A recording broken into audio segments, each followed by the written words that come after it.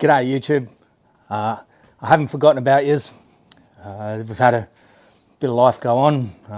Wife's got a new job and, pardon me, thrown a spanner in the works. We desperately need a second car.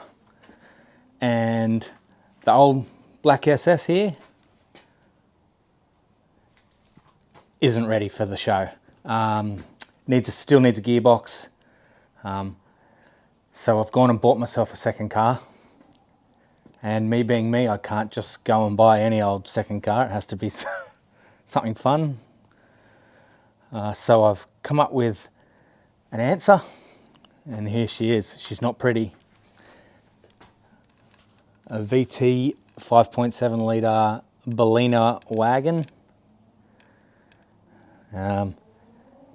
Definitely needs paint. Bit of love, won't go astray. But it's not the worst I've ever seen, but it's far from the best. Anyway, so that's got a power steering leak. Today's job is to diagnose the power steering leak, where it's from, and order any parts I need, because I'm about to go away for work again for a week, and then hopefully the parts will be here by the time I get home, and it'll be show on. We can replace the pump or the rack or the reservoir, whatever it is. I'll show you what I find anyway. I'll just give it a kick in the guts so you can hear it. I don't want it to get too warm, obviously.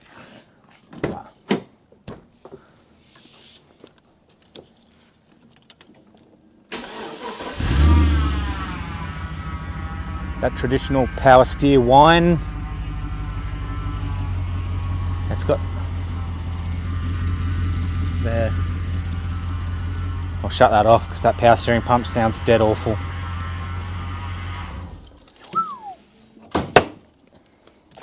Goodbye. Shocking.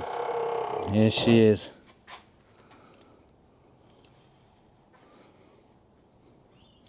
Like I said, it's not the worst you've ever seen, but it won't be the best.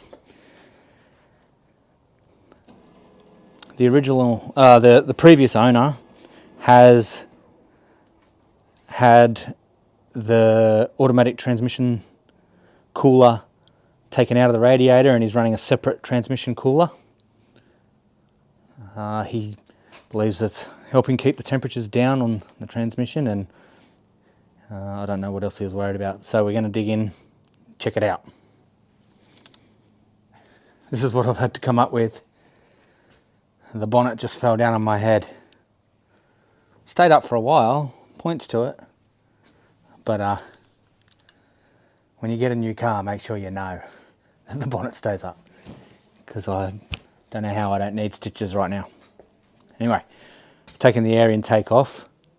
The air intake actually, if you have a look, was all squashed up. Where is it? So that there is not great. So we're getting unmetered air, unfiltered air, and it's a bit oily. So we're just going to clean it up. It's got a K&N air filter in it, and I'm not actually seeing anything wrong with this pump. The reservoir though, I believe there's some oil under the reservoir there.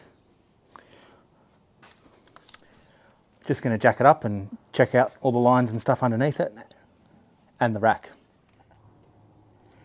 Okay, we're under the car. There's the wheel and the steering rack.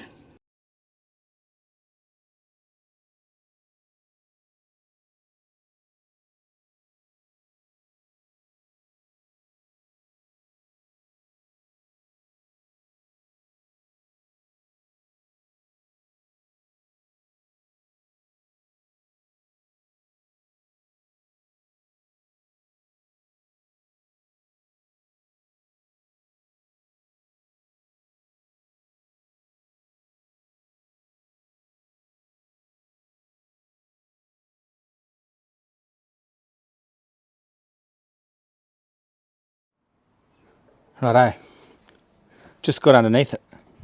You would have seen, had a bit of a climb around. There's not that much oil around this power steering pump. There is a little bit under under the reservoir and the hoses.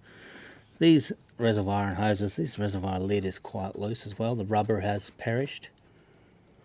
They're cheap, so we're gonna just replace that, and then we're gonna see how bad it is, because I've got a feeling some of that oil from underneath is running down. And we'll see. I've tried tightening those 2 lines on the power steering rack. They didn't budge much, so.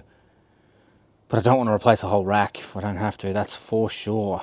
Anyway, I'll keep you posted. Cheers. Oh, and another thing. My toolbox hasn't arrived. Right there, this beautiful bunch of bikes and is where my toolbox is going to go. 2 weeks, still hasn't arrived. I've got to go to work again. They tell me it'll be here next week, and that's when we can start taking the transmission and the bits and pieces out of this car that we need. Meanwhile, I just need to get this one roadworthy. It drives and runs, just we're going to get that leak fixed. I don't particularly want to be topping up the power steering oil every week, and I don't want it to leak all over my driveway if I can help it. It is a Commodore though.